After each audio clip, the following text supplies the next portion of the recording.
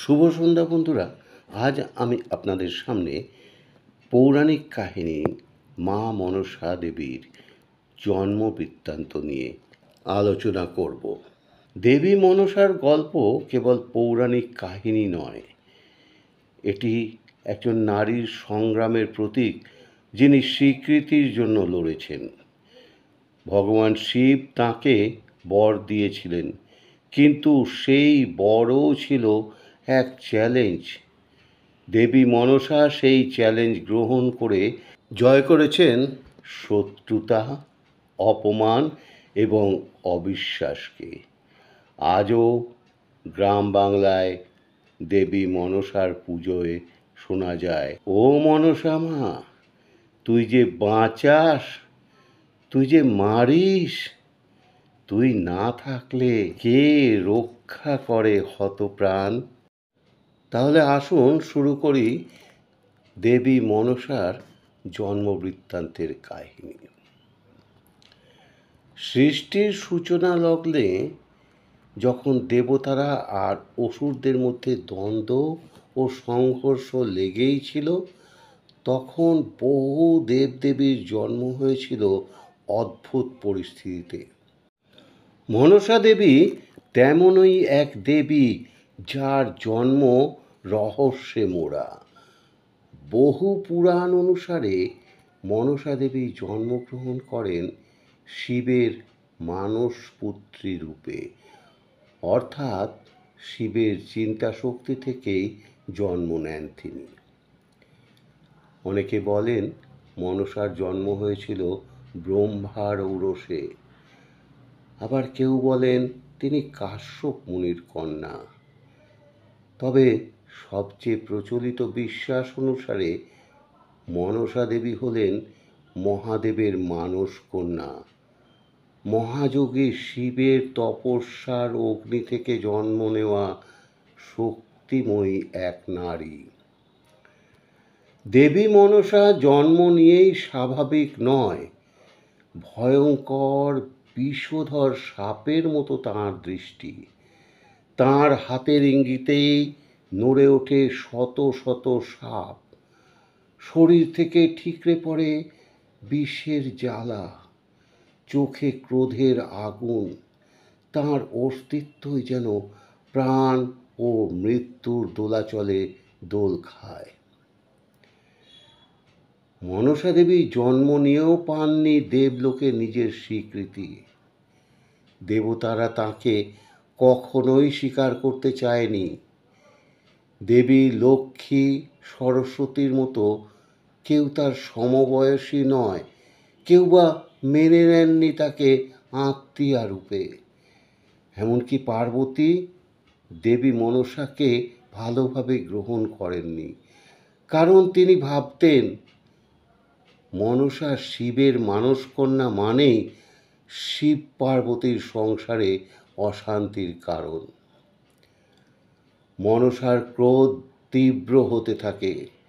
তিনি দেবতাদের কাছে নয়, সরাসরি শিবের দ্বারে এসে হাজির হন।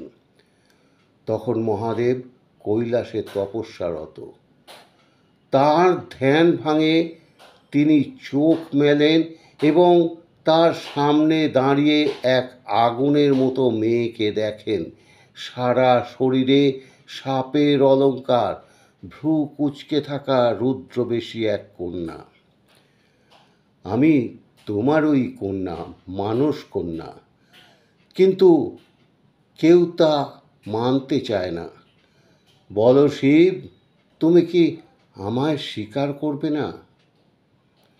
ভগবান শিব মৃদু হেসে বলেন, মনসা, তুমি আমার চিন্তা থেকেই উদ্ভূত। সেই সত্য আমি অস্বীকার করি না। তবে পৃথিবীর বা স্বর্গের মায়া তোমার জন্য নয়। তোমার শক্তি ভয়ঙ্কর, তোমার নিয়তি ভিন্ন।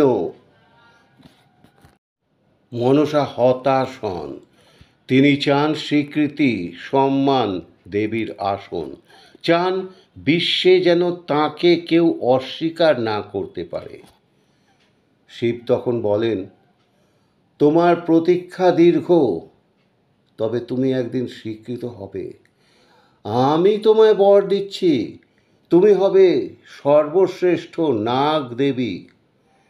সাপ, বিষ, নাগ জাতি সব তোমার অধীনে থাকবে। পৃথিবীতে কেউ সাপের বিষে আক্রান্ত হলে তারা তোমারই শরণাপন্ন হবে। তুমি হয়ে উঠবে জীবনের দেবী, আবার মৃত্যুর প্রতীকও। এই বর তোমায় দেব, তুমি অমর হবে, পূজিত হবে, কিন্তু এই পথ হবে কণ্টকাকীর্ণ। মনসা শিবের কাছ থেকে বর পেয়ে আনন্দিত হলেন, কিন্তু সে আনন্দ দীর্ঘস্থায়ী হলো না, কারণ দেবতারা তাকে গ্রহণ করলেন না। তখন তিনি পৃথিবীতে নেমে আসেন। গ্রাম বাংলায় সাপের উপদ্রবে অতিষ্ঠ মানুষের জীবন তখন বিষাক্ত হয়ে উঠেছিল। তখন মনসা সেখানে শান্তির বার্তা নিয়ে এলেন। তিনি কৃষকদের বললেন, আমার পুজো করো, তোমাদের জমি হবে সাপ মুক্ত, তোমাদের সন্তানরা থাকবে নিরাপদ। তখনকার সমাজ ছিল পুরুষতান্ত্রিক। একজন সাপের দেবীকে পুজো করার মানে সবার চোখে ছিল অধর্ম। কিন্তু হঠাৎ করেই এক কৃষক পরিবারে সন্তান সাপে কেটে মরে গেলে দেবী মনসার নাম করে তার মা প্রার্থনা করল, মরা সন্তান বেঁচে উঠল। তখন থেকেই শুরু হলো তাঁর পুজো। প্রথমে ঝাড়গ্রাম, তারপর নদিয়া, পরে সমস্ত বঙ্গ জুড়ে ছড়িয়ে পড়ে দেবী মনসা পূজার মাহাত্ম্য। শিবের বর অনুযায়ী তিনি হয়ে উঠলেন নাগ দেবী, অথচ তার পথ ছিল শত্রু ভরা। দেবী মনসার সবচেয়ে উল্লেখযোগ্য কাহিনী চাঁদ সদাগর ও বেহুলার সঙ্গে জড়িত। চাঁদ সদাগর ছিলেন ধনী বণিক, শিব ভক্ত, কিন্তু মনসাকে কখনোই দেবী বলে স্বীকার করতেন না। বারবার মনসা চেয়েছিলেন তাঁর কাছে পুজো পেতে, কিন্তু চাঁদ সদাগর তাঁকে অপদেবী বলে অপমান করেন। তখন শিব বলেছিলেন, যে আমায় মানে তাকে মনসাকেও মানতে হবে, আর যে মনসাকে অস্বীকার করে সে আমার আশীর্বাদ থেকেও বঞ্চিত হবে। চাঁদ সদাগরের 7 সন্তান জন্ম নিলেও মনসার অভিশাপে তারা প্রত্যেকেই মারা যায় সাপে কেটে। শেষ সন্তান লক্ষিন্দরের মৃত্যু হয় বিবাহের রাতে। নববধূ বেহুলা মৃত স্বামীকে নিয়ে ভেলা ভাসিয়ে মনসার দ্বারে আসেন। বেহুলার শুদ্ধতা, প্রেম আর নিরলস প্রার্থনায় মনসার দেবী নরম হন। তিনি বর দেন লক্ষিন্দর ফিরে আসবে। চাঁদ সদাগরও মনসার পূজা করবেন। অবশেষে চাঁদ সদাগর মেনে নেন মনসার দেবীত্ব। সেই দিন থেকেই মনসা দেবীর পুজো বাঙালি জীবনের এক গুরুত্বপূর্ণ অংশ হয়ে ওঠে। তাহলে শিবের বর সত্য হলো। সময়ের সঙ্গে সঙ্গে দেবী মনসা হয়ে উঠলেন ভক্তের আশ্রয়। কৃষক, গৃহবধূ, সন্তানহীন মা, যাত্রী সবার মঙ্গল কামনায় তিনি পূজিতা হতে লাগলেন। শিবের বর বাস্তব রূপ পেল। তিনি পেয়েছিলেন অমরত্ব, তিনি পেয়েছিলেন সাপের দেবী রূপে স্বীকৃতি। তিনি হলেন জীবনদাত্রী দেবী, যাকে সন্তানের মঙ্গলের জন্য বেহুলার মতো নারী পুজো করে। ভগবান শিব বলেছিলেন, তোমার পুজো হবে কিন্তু সংগ্রামের মধ্য দিয়ে, সম্মান পাবে কিন্তু কষ্ট পেরিয়ে।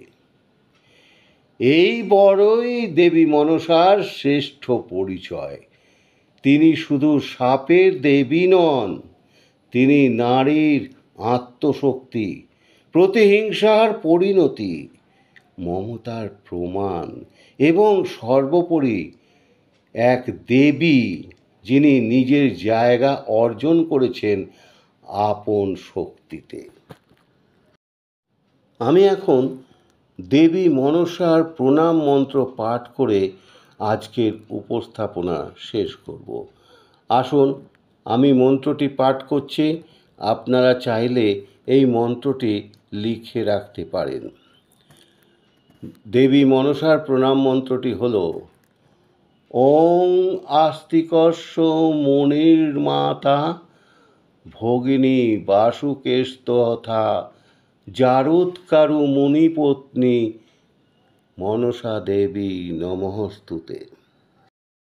বন্ধুরা, আমার বিশ্বাস আপনাদের আমার আজকের এই উপস্থাপনা খুব ভালো লেগেছে।